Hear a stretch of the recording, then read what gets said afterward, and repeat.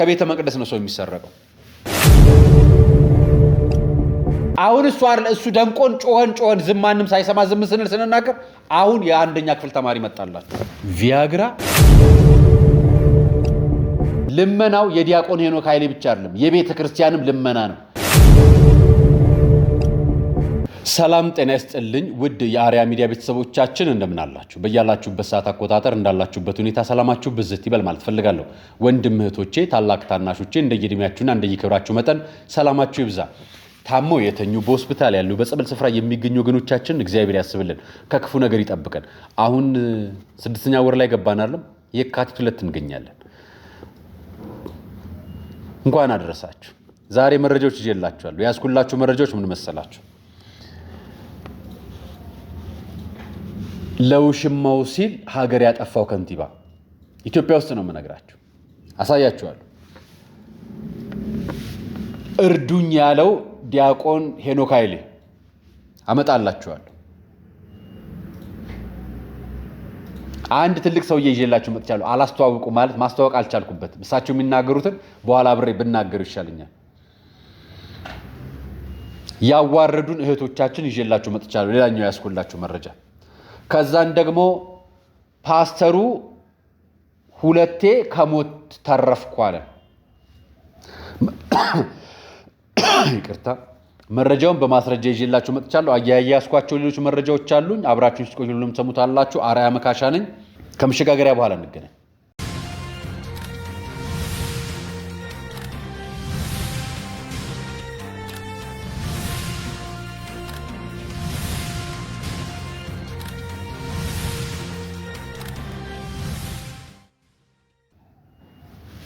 የመጀመሪያው መረጃ ማለት ህግ በዘመድ ይሰራል፣ ነገር በሆነ ነገር ይደረጋል ሲባል ሁሉ ጊዜ አናምንም አይደለም። ይሄ የማቀርብላችሁ ልጅ በጣም ብዙ ከፍተኛ ድርጅቶችን መረጃዎችን እያወጣ ሰነዶችን እየበረበረ ለህዝብ የሚያጋልጥ ወንድም ነው። ይሄን እየሰራ ስላለ ብቻውን ጸረ ሙስና ሚኒስቴር ሆኗል። ብቻውን ሌቦችን የሚያጋልጥ ብቻውን አንድ ሚኒስቴር መስሪያ ቤት ሆኗል። ሰዎች ሲሰሩ ማመስገን መልመድ አለብን እና ልናመሰግነው። አሁን ያጋለጠው ደግሞ ለውሽማው ሲል ለሚስቱ አይደለም፣ ለውሽማው ሲል ህግ የቀየረውን ህግ ያሻሻለውን ከንቲባ ያጋለጠውን ሰው ነው ይዤላችሁ መጣ። አዎንታ ይባላል። አዎንታ በርሲሳ እንስማው አብረን። ለውሽማው ሲል የአንዲት ትልቅ ከተማን ማስተር ፕላን ያስቀየረ ጉምቱ ባለስልጣን እንደነበረን የቅርብ ጊዜ ትውስታ እንዳለን ታውቃላችሁ። ግን ልንገራችሁ፣ ድሬዳዋ እንደ ዛሬ ሳይሆን ፕላን የሆነች ከተማ ነበረች።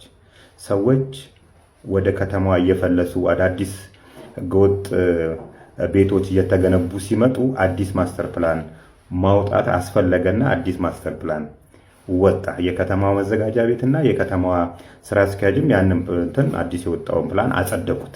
ከጸደቁ በኋላ ጎሮ የሚባልበት ሰፈር ላይ የክፋቱ ክፋት የከተማዋ ስራ አስኪያጅ ውሽማ እርሻ መሬት ላይ ሄዶ አላረፈም። ቃሉን እምጠራላችሁ ያነበብኩበት ቦታ ላይ እጮኛው ምናምን ስለሚል ነው። እኔ እንደዚህ አሽኮርሜ አልናገርም ለፊት ነው። እና የእርሻ መሬቷ ላይ ወጣ። ወደ ተግበራ ሲገባ የእርሻ መሬቷ ሊነካባት ነው። ስለዚህ ወደ ደሃ መኖሪያ ቤት መሄድ ነበረበትና እንደዛ ተቀይሶ እንዲሰራ ተደርጓል። በእርግጥ ይሄን ነገር እንዳላወራ የምትፈልጉ ሰዎች ብዙ ናችሁ። የሰራው ሰውዬ ያላፈረበት እኔ 1 ሚሊዮን ጊዜ ባወራው ምንም ያሳፍረኝ የከተማ የአንድ ድሬዳዋን የምታከል ከተማ ስራ አስኪያጅ ነው የሚያደርገው። ስራ አስኪያጅ ይሄ ምርጥ ደራሲ የጻፈ ጽሑፍ እንጂ እውነት ኢትዮጵያ በምትባል ሀገር ላይ ይሄ የተከናወነ አይመስልም። ታሪኩን ያገኘሁት ራሱ ጸረ ሙስና ኮሚሽን የተበጠሱ የሙስና ወንጀሎች ከሚለው መጽሐፍ ላይ ነውና ትውልድ እንደዚህ አይነት አሳፋሪ ሰዎች መሆናችንን የምንመራት ከተማን ከእጮኛችን የማናስበልጥ መሆኑን እንዲያቀልን ጭምር ስለምፈልግ ነው። አደገኛ ነው አይደል? ለእጮኛው ሲል የከተማውን ማስተር ፕላን የቀየረው ስራ አስኪያጅ አዎንታ እንኳን አይደለም እዛ እንኳን አይደለም ውሽማ እንትን ቤት የተዋወቁትን ሰው በገጠመኝ የተዋወቁትን ሰው የሚያደርጉ በጣም ብዙ አሉ። አንተ የመንግስት ነው የታየ የሃይማኖት ተቋማት አልታዩም። ልጨምርልህ ብዬ ነው። እኔ ደግሞ ሃይማኖት ተቋማት ውስጥ አላገኘም። የኔ ሰፈር ሰው ነው እየተባባሉ የሚጠራሩ አሉ። የኛ ሀገር ሰው ነው የሚባባሉ አሉ። ሃይማኖት በእግዚአብሔር በአላህ እያመኑ እኮ እና መልእክቱን በሱ ብቻ ልጨርሰው። ለሚሱ ሲል አይደለም ለውሽማው ሲል የከተማውን ፕላን ያፈረሰው የከንቲባው ዋና ስራ አስኪያጅ እግዚአብሔር ይርዳል። ዲያቆን ሄኖክ ኃይሌ አንድ ነገር ነገረን። እርዱኛ አለን። ለምን እንዳለ ልንገራችሁ። መጀመሪያ እሱን ስሙት።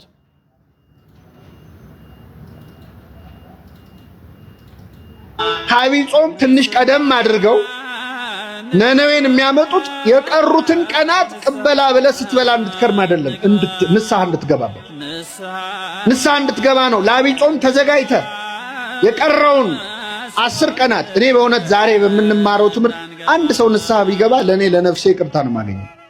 ሌላው ምንም ችግር የለም። አንድ ሰው ንስሐ ቢገባ ጽድቁ ቀርቶብን የነነዌ ሰው ሁሉ የአዲስ አበባ ሰው ቀርቶ እዚህ ግቢ ውስጥ ያለው ምእመን ንስሐ ከገባ ትልቅ ውጤት።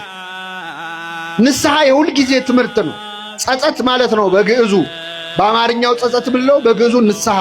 ቤተክርስቲያን ስለ ንስሐ ሳታስተምር ውላ አድራ አታውቅም። ምእመናን መንግሥተ ሰማያት ቀርባለችና ምን አድርጉ ንስሐ ግቡ ሳይባል ይውላል አይሁን። ወንጌል ሲነበብ መንግሥተ ሰማያት ቀርባለችና ንስሐ ግቡ ይባላል። እኛ ከንፈር እንመጣለን። ተሰጦ ላይ ይበል ሕዝብ ተብሎ ከንፈር ምጠጡ አይልም። ግን ምእመናን ይላሉ ባሉበት፣ ንስሐ ግን አንገባ። ንስሐ የሁል ጊዜ ትምህርት ነው ምእመናን። እግዚአብሔር የሰማነውን ለንስሐ ያድርግልን። ለጠቅላላ እውቀት አይደለም የተማርነው። ይህንን ድምፅ የሰማችሁ ሰዎች ንስሐ ግቡ። ዛሬውኑ ንስሐ ግቡ። የሰማነውን በልቡናችን ያሳድረው። የዲያቆን ሄኖክ ኃይሌ ልመና ንስሐ ግቡ ነው። ዐቢይ ጾም ሳይገባ ንስሐ ግቡ፣ እንድትድኑ ንስሐ ግቡ፣ ክፉ እንዳይገጥማችሁ ንስሐ ግቡ፣ በእግዚአብሔር እንድትመላለሱ ንስሐ ግቡ። ንስሐ ግቡ፣ ተመላለሱ ወደ እግዚአብሔር። የእግዚአብሔር ደጅ የሚከፈትልን የእግዚአብሔር በረከት የሚከፈትልን ንስሐ እየገባን ስጋ ወደ እየተቀበልን ስንኖር ነው የሚል መልእክት ነውና ዲያቆኑ የለመነን ንስሐ ግቡ ብሎ ነው። ለራሱ አይደለም ለእኛ ነው የለመነን። ለእኔና ለእናንተ ለምትወዱት፣ ለምታውቁት፣ ለምትጠሉትም ጭምር ለሁሉም ንስሐ ግቡ የሚል መልእክት ከሰማችሁ እሱ ወንድማችሁን የነገራችሁ፣ እሱ አባታችሁን የነገራችሁ፣ እሱን አምላካችሁን የነገራችሁ፣ እሱን እህታችሁን የነገረቻችሁ፣ እሱን እናታችሁን የነገረቻችሁ። ይሄንን ታላላቆቻችሁም ታናኖቻችሁም ይነግሯቸዋል። ስለዚህ ልመናው የዲያቆን ሄኖክ ኃይሌ ብቻ አይደለም፣ የቤተ ክርስቲያንም ልመና ነው። ንስሐ ግቡልን የምትባለው ይሄንን መልእክት እንግዲህ ላስተላልፈው ብዬ ነው። ይሄን ቪዲዮ ሳሳያችሁ ትንሽ ይጨንቀኛል።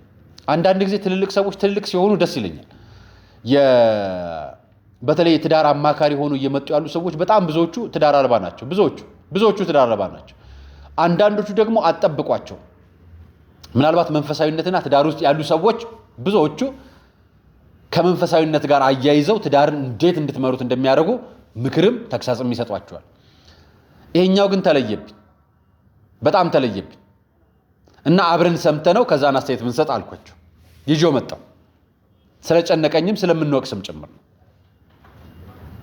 የሴክስ ስሜት ከውስጣችን ከጠፋ እንሞታለን። ሁሉ ነገራችን ከሱ ጋር የተገናኘ ነው። ከሱ ጋር የተገናኘ ሁሉ ነገራችን እዚህ ምድር ላይ ራሱ ለመኖር የሚያበቃን እሱ ነው። ያ የሴክስ ስሜት የእርካታ ስሜት ከውስጣችን ሳክ ቢደረግ ጸጥ ነው። ፓወርፉል ነው ስለማናውቀው ነው። ለዚህ እኮ ነው ገብቶሻል። ሴት ላከችው የሚባለው ለምን እንደሆነ ታውቂያለሽ? አንዱ ከክብር ጋር ነው የሚያያዘው፣ ግን ትልቁ ነገር ከሴክስ ጋር ነው የሚያያዘው። እውነት ይሄ ጉዳይ ስሜቱ የሌለው ሰው ይሞታል ማለት በቃ ሞተ ማለት ነው። የምታቀርቡትና የምታቀርቡልን ሰው ሃይማኖት አለው፣ እምነት አለው። እንዲህ አይነት ነገር ስትሰሩ ትልቅ ሰው ናችሁ ስትቀርቡ የሚረዳችሁ ሰው የተለያየ አንግል እንደሚረዳ አታስቡትም ነው ወይንስ ይሄ ቫይራል የሚወጣና ለሰዎች ሐሳብ የሆነ ሴንሴሽናላይዝድ የሚያደርግ የሆነ ስሜታዊነት የሚሰጥ መልክ ያለው ነገር ካልተናገራችሁ ንግግራችሁ አያምርላችሁ። ከኃጢአት ሁሉ ትልቁ የዝሙት ኃጢአት ነው። የዝሙት ኃጢአት የምንለው ደግሞ አሁን እርሶ ባሉት የሚፈጸመው ኃጢአት ነው። ያ ደግሞ ከእግዚአብሔር ፈቃድ ውጭ የሚፈጸም ማለት ነው። ከተሰጣችሁ ሰው ውጭ የሚፈጸም ማለት ነው። እኛ የምናየው የምናገረው ሙስሊሞች በቁርአናቸው፣ ክርስቲያኖች በመጽሐፍ ቅዱሳችን እያየን ነው የምንናገረው። አዎ በሁለት አይነት ሰው ይኖራል። መጽሐፈ ጦቢት ምዕራፍ 5 ከቁጥር 10 ጀምሮ ያለው ቃል እንዲህ ይላል። በሁለት አይነት መንገድ ሰዎች እንዲኖሩ ተፈቅዶላቸዋል።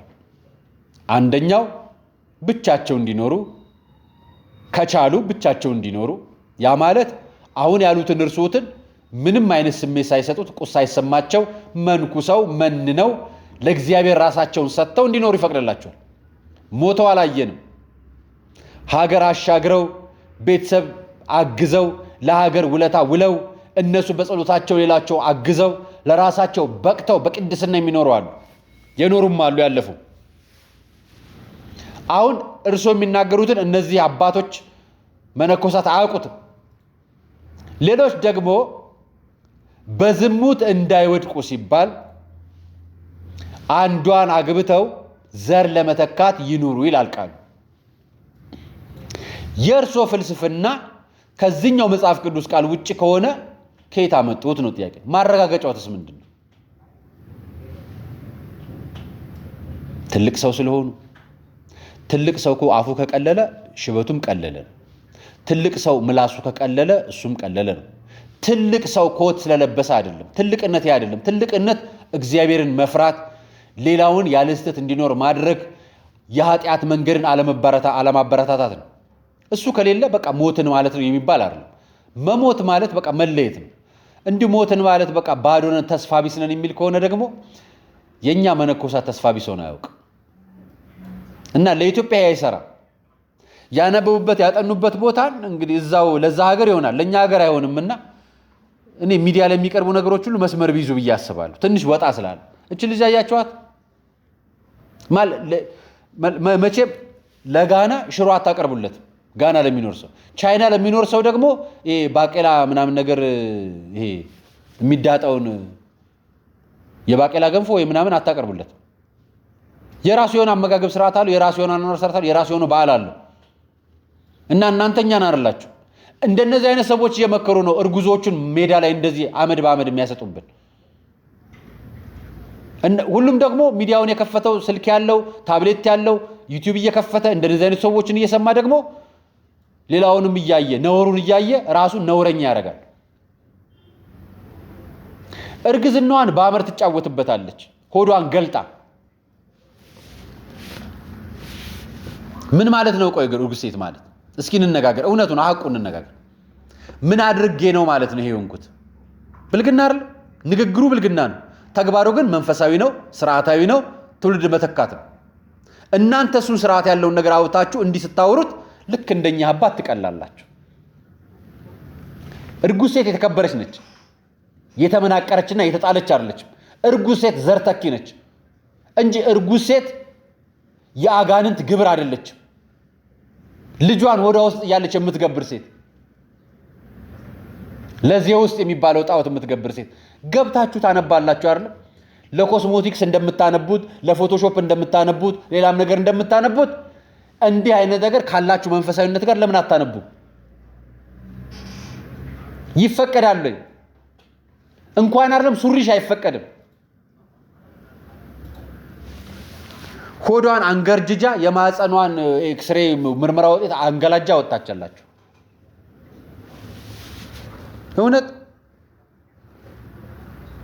አሁን እንድንደነቅ ነው። ሌሎች ኢትዮጵያውያን ሴቶች ያላረገዙ ይመስል እስከ ዛሬ ያለው ህዝብ በሙሉ እንዳንቺ ተረግዞ የተወለደ የማይመስለው አይነት ፎቶ አነሳስ ነው የተነሳሽ። ዱቄቱን እዛ በር ላይ ላሉት ችግረኞች ስጫቸው፣ ለተቸገሩት ወገኖቻችን። ሌሎችም እኮ አርግዘዋል። ያላረግዙ ይመስላችኋል? ፎቶ ተነስታችሁ ማህበራዊ ሚዲያ ላይ ራቁታችሁን ቦርጫችሁን አላችሁ ብቻ እርግዝናችሁ። እና ሰው ምን እንዲያስብ ልክ ያለው ነገር ልክ አይደለም አይደል? ወጣ ያለ ነገር ስለምሰሩ ልክ አይደለም እላችሁ ነው። እኔ ወንድማችን አንድ ነገር ለጥፎ ማህበራዊ ሚዲያ ላይ መልእክቱ ነው እኔ ቅር ያለኝ እና ወንድማችን የራሱን እይታ አስቀምጧል። እስከ መቼ ነው በነጣላና በጸበል የሚደበቁት አለ። ያላቸው እነዚህን ነው። የሰሞኑ አጀንዳ መሰረተ ክርስቶስ ነው። የመሰረተ ክርስቶስም አጀንዳ ብቻ ሳይሆን መሰረተ ክርስቶስ ግብረ ሰዶማውያን የሚቃወሙትን እነ ስዩም አንቶኒዮስን ጨምሮ 4 ሰዎችን ከአባልነት አግዶ ሃይማኖት አልባ አድርጓቸዋል። አጀንዳው ምንድነው? መሪዎቻችን ግብረ ሰዶም ከሚፈልጉት ጋር በአካል እየሄዱ ይገናኛሉ፣ ተግባር ይፈጽማሉ። የማሰልጠኛ ኮሌጃችንም ከነሱ ጋር ውል ተፈራርመዋል። በአካል ሄደው ውጭ ሀገር እነሱን ወክለው መድረክ ይመራሉ። ስለዚህ ከኃጢአት የሰደሞች ጋር የሚኖር ህብረት ይቁም። ከሜኖናይት ቸርች እና ከሉተራን ቸርች ጋር ብለው በአደባባይ ሞገቱ። በአደባባይ ማስረጃቸውን አቀረቡ። ሰርች አድርገው ያገኙትን መረጃዎች በሙሉ ይፋ አደረጉ ለህዝብ። ከዛን መሰረተ ክርስቶስ አገደቻቸው። አሁን አጀንዳው እዚህ ላይ ነው ያለው። ከዚህ ቀደም ከግብረ ሰዶም ጋር ተያይዞ ጋዜጠኛ ሶፎንያስም ተነስቷል። እስካሁን ጋዜጠኛ ሶፎንያስ አልተያዘም አይደል? ወንጀል ስለሆነ ብዬ ነው። ከሱ በፊት ደግሞ አንድ ተነስቷል። የኢትዮጵያ የሴቶች ብሔራዊ ቡድን አሁንም እየተጫወቱ ነው አይደል? አሁንም ልጆቻችሁን የእግር ኳስ የሚጫወቱ ትልኳላችሁ አይደል? በየክልሉ በሀገር አቀፍ ደረጃ የኤችአይቪ ስርጭት በጣም እንደተስፋፋ ታውቃላችሁ። እንደው ልንገራችሁ፣ በሀገር አቀፍ ደረጃ 0.3% ነው ከፍተኛ እድገቱ የሚባል። በአዲስ አበባ ብቻውን ነው የምነግራችሁ። እንግዲህ ከተሞች ከተጠኑት አይደለም። በአዲስ አበባ ብቻ 0.35 ሆኗል። 3.15 ሆኗል። በሀገር አቀፍ ደረጃ 0.3% ነው። በአዲስ አበባ ብቻ 3.15%። በጣም መስፋፋት አለ። በጣም ከዚህ ውስጥ 34% ወጣቶች ናቸው፣ ቲኔጀር ጨምሮ። 51% ከ30 ዓመት ዕድሜ በላይ ያሉ ናቸው። እኔ እምነግርሽ ሌዝቢያን ነው፣ ግብረ ሰዶም ነው፣ ምናምን ነው ብቻ ነው። ሞት እያመጣልን፣ መቅሰፍት እያመጣን ነው በራሳችን ላይ። ግን ዝም ተብሏል። አይነገርም፣ አይጨውም። እንደ በፊቱ እየተነገረ እየተከለከለም አይደለም። ቤተሰቦችም ልጆቻቸውን እየተቆጣጠሩ አይደለም። አሁን ደግሞ ሴቶች እንደዚህ ተነስተው የመሰረተ ክርስቶስን አጀንዳ ወደ ቤተክርስቲያን ለማምጣት እየተጣረ ነው። ነጠላ አድርጋ ቀለበት ታስርላታለች። አጀንዳ ለመቀየር አጀንዳውን አይደለም እኛ የምንፈልግ።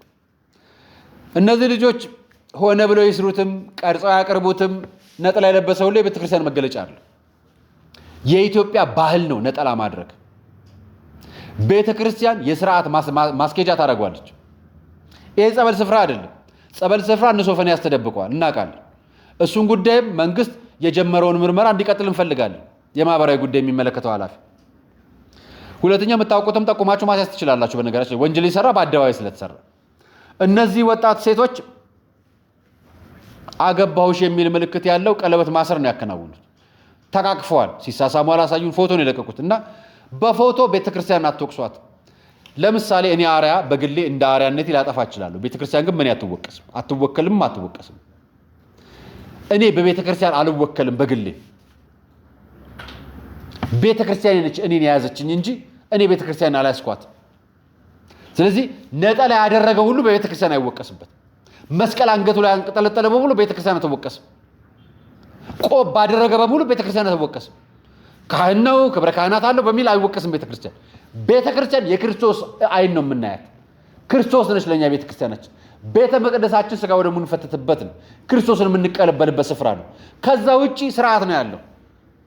የክህነት ስርዓት፣ የምእመን ስርዓት፣ የምናም ስርዓት ነው። በስርዓቱ በግሉ ለሚያጥፈው ነገር እያንዳንዱ ግለሰብ እንጂ ኃጢአተኛ፣ በቡድንም በቤተክርስቲያንም ኃጢአተኛ የሚባል ቡድን የለም። እነዚህ ልጆችን በቤተክርስቲያን አይወቀሱም። በግላቸው ግን ኃጢአትም ነው የሰሩት ወንጀል ነው። አጠገባችሁ ካላችሁ ልጠይቋችሁ ይገባልና እንደዚህ አይነት ጉዳዮችን ከቤተክርስቲያን ማያያዝ ለምትፈልጉ እረፉ። ቤተክርስቲያናችን አይወክላትም፣ አይመለከተንም። ፊታቸውን ለማየት እንዲመቻችሁ ነው ያመጣውላችሁ። ምክንያቱም እነሱ ያላፈሩበትን እኛ እናፍርበትም እነሱን ለማጋለጥ። ቤተክርስቲያን ላይ ሌባ ይመጣባታል እንጂ ቤተክርስቲያን ሌባውን አታውቅም። ሌባ መጥቶባት ይሰርቃታል። እንደምታዩት ሌቦች ካህናት፣ ሌቦች ምዕመናን፣ ሌቦች ዲያቆናት፣ ሌሎች በእሷ ስም የሚዘርፉ የውጭ ሽፍቶች ይመጡባታል። እሷ ግን ቤተክርስቲያን ንጹህ ነች፣ ዓለማዊት ነች፣ ኩላዊት ነች፣ አይገናኝም። እና ሌዝቢያንነትን ከመሰረተ ክርስቶስ ወደ እንትን አጀንዳ ለማምጣት ከተፈለገ ነጠላ ለብሳችሁ አይደለም፣ የካህን ልብስ ለብሳችሁ፣ የዲያቆን ልብስ ለብሳችሁ ቤተክርስቲያን ከደቅ ምስል እያሳያችሁ ብታደርጉትም ቤተክርስቲያን አይወክላት።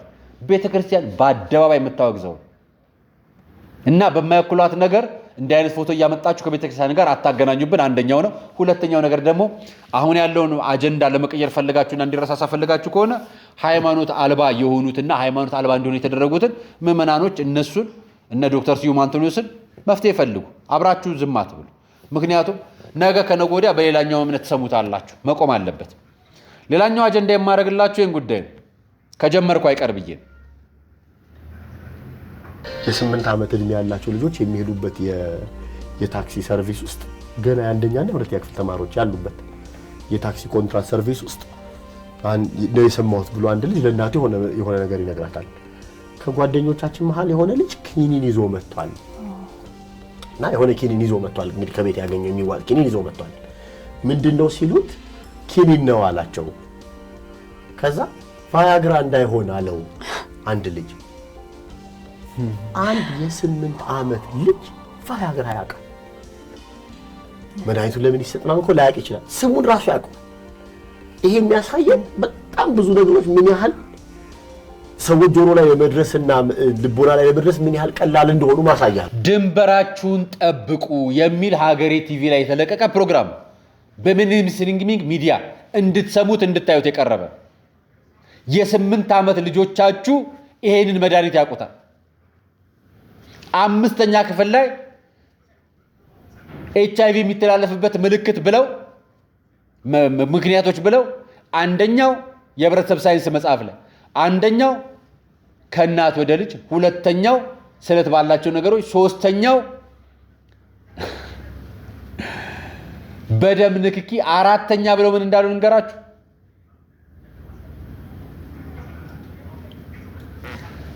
ከኋላም ከፊትም በሚደረግ ግንኙነት አሉ። ልቅ ግብረ ስጋ ግንኙነት ከኋላም ከፊትም እና የ5ኛ ክፍል ልጅ ኃጢአተ ሰዶም፣ ግብረ ሰዶም፣ ሌዝቢያን ያውቃል። አሁን እሱ ደንቆን ጮኸን ዝም ማንም ሳይሰማ ዝም ስንል ስንናገር አሁን የ1ኛ ክፍል ተማሪ መጣላችሁ።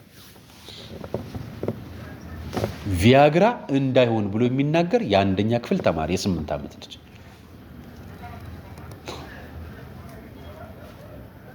ብዙ ዓመት አይደለም እኮ ጥቂት ዓመታት በፊት እኮ ጎረምሳ ልጅ ሴት መጨበጥ ያፍራል። ጥቂት ዓመታት በፊት ከሴት ጋር ቆሞ መታየት ያፍራል። ሴትም ታፍራለች። ክብር አለው። ማህበረሰቡ ይከበራል። እምነት ይከበራል። አሁን የ8 ዓመት ልጅ ያን መድኃኒት ያውቀዋል። ለምን እንደሚውል ስለሚያውቀው ነው እኮ የጠየቀው። ወላጆች አሉት፣ የ8 ዓመት ልጅ ጎረቤቶች አሉት። እሱ ያወቀው ሌሎቹ ይናገራል። እና ሱባኤ፣ ጾም፣ ጸሎት፣ ንስሐ ያስፈልገን። እግዚአብሔር በጣም ያስፈልገን። ይሄንን ደግሞ ላሰማችሁ። ሊገድሉኝ ነው ያለው ፓስተር ዮናታን ልሞት ነበር ማለት እኔ አሁን ሰሞኑን ከ2 ሞት ድኛለሁ። ሐዋሳ በየጊዜው ሄዳለሁ። ሰኞ ሄጄ ሮብ ነው የምመጣው። ሁሉ ጊዜ ሰኞ ሄጄ ሮብ እመጣለሁ። ራእይ መጽሐፍን ሳስጠና ሐዋሳ ሲሄድ 270 ኪሎ ሜትር፣ ስመለስ 270 ኪሎ ሜትር፣ በትንሹ 500 ኪሎ ሜትር በሳምንት፣ በወር 2000 ኪሎ ሜትር፣ በአመት 24000 ኪሎ ሜትር እነዳለሁ እና እንሄዳለን። አሁን በቀደም ከሐዋሳ ስመለስ ይገርማቸዋል። አስተምሬ ማክሰኞ ሮብ ስመለስ ገና ጥቁሯን እንደተሻገርኩኝ የሆነ ላንድ ክሮሰር በእኔ በኩል ያለውን ስፖኪዮ ገንጥሎት ሄደ። እኔም ማመን ያቃተኝ፣ ትንሽ ቢጠጋኝ በእኔ ላይ ነበር የሚወጣው። እንደገና አሁን ሽሽቼ ደግሞ ላገለግል ሲሄድ ደግሞ ሌላ ሞት። እግዚአብሔር ያድነዋል። የሚያመሰግንን ሰው የእግዚአብሔርን ማዳን። አራተኛ ደስተኛ ይሆናል የሚያመሰግን ሰው። ምን ማለት ነው ደስተኛ ይሆናል? ለወጣቶች የመከረበት ነው። አስተያየት አልሰጥበትም ላልፎ። ይሄኛው ወንድማችን በጣም ገርሞኝ ነው። ገና ወጣት ነው። ነገርን ዝም ብላችሁ ጨሌና ምናምን አትጣሉ እያለ የሚመክር ነው። ቲክቶኮቹ ላይ ገብቼ ሳይ እንደዛ ነው የሚለው። ጨሌ ዛሩላጅ ምናምን እያለ ኧረ ዘንድሮ ሰሞኑን ግን ምን አይነት ነገር ነው እየተፈጠረ ያለው? እስኪ አብረን እንየው። በእውነት ይሄ የቤተሰብ ዛር እንዴት ነው ከቤተሰቡ ላይ የሚለቀው የሚለው ነገር የምናገራቸውን ነገሮች ልብ ብለህ ካዳመጥከኝ ከዚህ ከመንፈሳዊ ችግርም ባለፈ ከስጋዊ ችግርም ነፃ ትወጣለህ። ምክንያቱም ንግግሮችም ከባድ ናቸው። ከቻልክ ልብህን ገዝተህ አድምጣቸው። ብዙ ቪዲዮ ብሰራም ነገር ግን አንዳንዶቹ እንደ አዲስ ደግሞ እየጠየቁኝ ስለሆነ ይህን ነገር ዝም ብዬ አጠር አድርጌ ልግለጸው። ምክንያቱም ሰፋ አድርጌ የገለጽኩባቸው ቪዲዮዎች ብዙ ቪዲዮዎች አሉ። እነሱን መመልከት ነው የሚያስፈልገው። ይሄ የቤተሰብ ዛር ዝም ብለህ አውጥተህ የምትወረውረው ነገር አይደለም፣ ወይ ደግሞ የሆነ ቦታ ውስጥ የምታስቀምጠው አይደለም። ያ ጨሌ ላይ ያለው ነገር ኃይል ነው፣ ጉልበት አለ። የነገሰ ጨሌ ሲባል ማለትም ፍርድ እናቶች ያደርጉበት የነበረ የምታከብረው አጋንንት ይዞ ይደፋል እንጂ የምታከብረው አጋንንት አንተን አይጠቅምም። እና ወጣቶች እንዲህ አይነት ነገር ለምትከታተሉ ብዙ እንዳላችሁ ገብቱልኝ። ምክንያቱም ከትላንት ወዲያ ማቀርብላችኋለሁ። መቼ ሐሙስ ዕለት ይመስለኛል ያቀረብኩላችሁ ጊዜ በቤተ ክርስቲያን አንድ ባህታዊ ነኝ ያለው አባት፣ በውጪ መሪጌታ ነኝ ያለ ሰው፣ አሁን ደግሞ ወጣቱ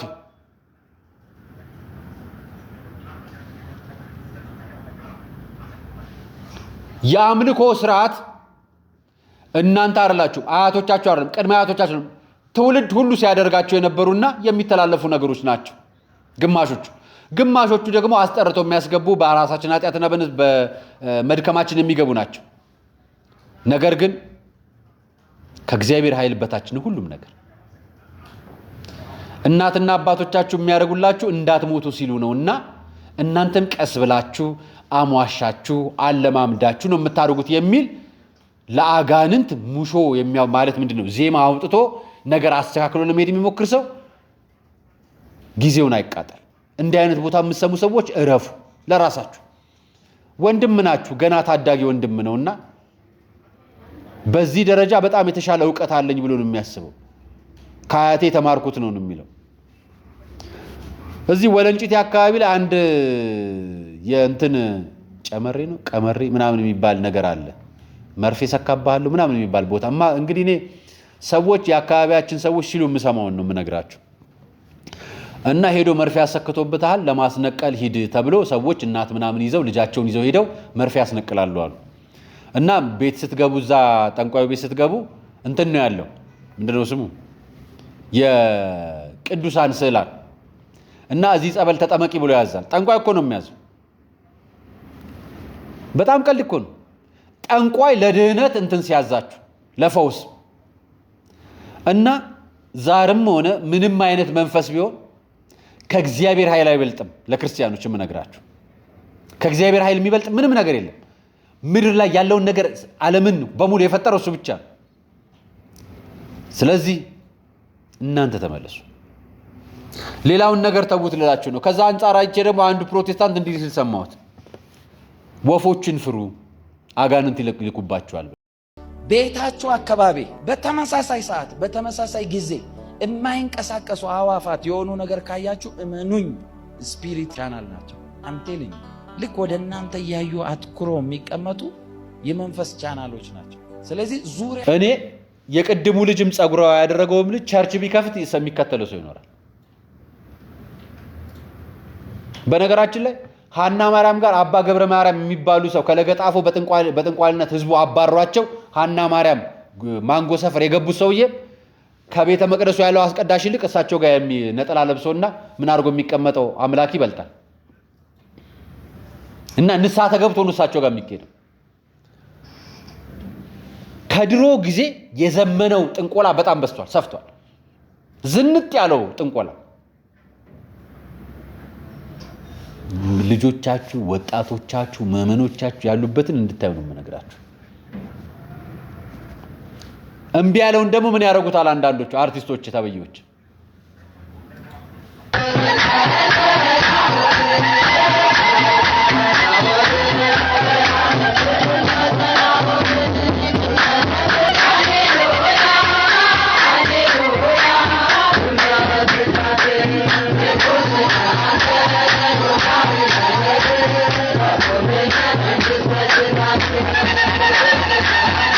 ንግስተ ጀማነሽ ሰለሞን፣ ንግስተ አርቲስት ጀማነሽ ሰለሞን ይህን ጭፈራ ታውቁታላችሁ። ሰሞኑን ከጥምቀት ጋር ተያይዞ ከሎዛ ጋር ተያይዞ የሰማችሁት ያያችሁት ነው አይደል? ይኸውላችሁ የእግዚአብሔር አምልኮ ስርዓት በቤተክርስቲያን እንደዚህ አይደለም እና ነጠላ የለበሱ ሰዎችን ከመጽሐፍ ቅዱስ እያንሻፈፉና እያጣመሙ ነግረው ሰዎችን ወስደው በየቤታቸው ቤት ተከራይተው በሰፊ አዳራሽ አምልኮ ስርዓት የሚፈጽሙበት እና ምን ምዕመን ነው ያለን? የለንም እኮ ምዕመን የለንም። ሰይጣኑ ደግሞ የት እንዳለ ላሳያችሁ። ይሁት አቶ የሰሜኑ ነው። ቆይ እባክህ በመንፈስ ጎንደር ጎጃም ልግባ ልውቀጠው አይደል? ስራው የፈረሰ ይሁን። አያችሁ አሁን ይሄ ሁሉ ዘመቻ የኢትዮጵያ ኦርቶዶክስ ተዋሕዶ ቤተክርስቲያን ላይ ይሄ ሁሉ ዘመቻ ሰሜን ልግባ ጎንደር ጎጃም ልግባ ይሄ ሁሉ የቤተክርስቲያን ምዕመናን ቅነሳ ከቤተ መቅደስ ነው ሰው የሚሰረቀው። በቤተክርስቲያን አጠገብ ነው ጠንቋይ አዳራሽ የሚከፍተው። የፕሮቴስታንት ቸርችን አይታችሁ ታውቃላችሁ? በአቅራቢያው ቤተክርስቲያን አለ። በአቅራቢያው የሌሉት ለራሳቸው እያመኑ ነው። የአብዛኞቹ ግን ለመክፈት የሚፈልጉትም የሚሄዱትም ቤተክርስቲያን ዙሪያ በቅርብ ርቀት ያለ ቦታ ነው። ወጣቱ ቁጭ ብሎ የቤተሰብ ዛር እንዳይወጣ እኔ ከአያቴው እውቀት አግኝቻለሁ ብሎ ይነግራቸዋል። በቃ መጽሐፍ ቅዱስ የሚያስተምር የለም፣ ምንም የለም። ቤተክርስቲያን ብቻዋን ነው የምትጮኸው፣ የሚሰማት ምዕመን የለም። መስጊዶች ብቻቸውን የሚጮሁት የሚሰማቸው የለም። ቸርቾች ብቻቸውን የሚጮሁት የሚሰማቸው የለም። ጨራሽ አዳራሽ ውስጥም ቸርቾች ውስጥም ቤተክርስቲያን ውስጥም አስመስለው ራሳቸውን አስመስለው ከጎን ሌላ አዳራሽ ከፍተው ከምዕመናን ከዳናችሁ ገንዘብ ይስቀበሏቸዋል።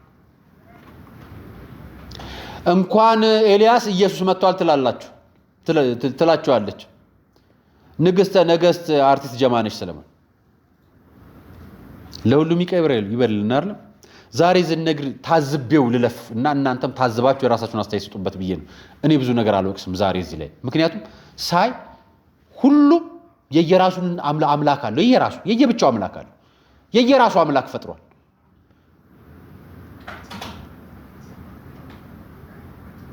እና 130 ሚሊዮን አምላክ አለን። በዚህ ሁኔታ 130 ሚሊዮን አጋንንት አለ። ጠሪ፣ ሳቢ፣ ገፊ ምናምን አድራጊ የሰፈር አለው፣ አካባቢ አለው፣ ጎጃምና ጎንደር ብሎ ዛሬ አይደለም አያት ቅድመ አያት ያመጡት ነው ይላል። ወፍ ካየች አጋንንት ገባብህ ይላል። እና መልእክተኛ እንጂ እሱ አጋንንት አይደለም ይላል። የሆነ ደግሞ ቀን ባለፈው ቀን ያቀረብኩላችሁ ምንድን ነው ያለው?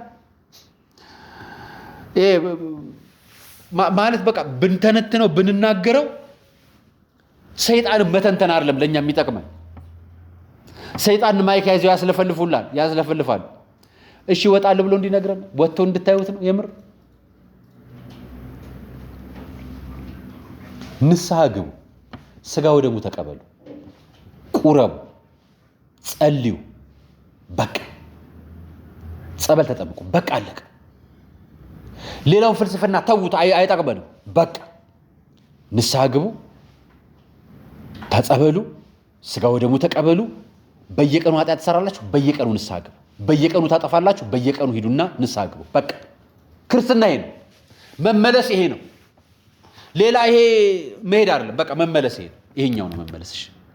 የዛሬ ቆይታ ይህን ይመስላል። አርያ መካሻ ነበር። ፕሮግራሙን አዘጋጅቼ ቀርኩላችሁ። ለነበረኝ ቆይታ አመሰግናለሁ። ሰናይ ቀን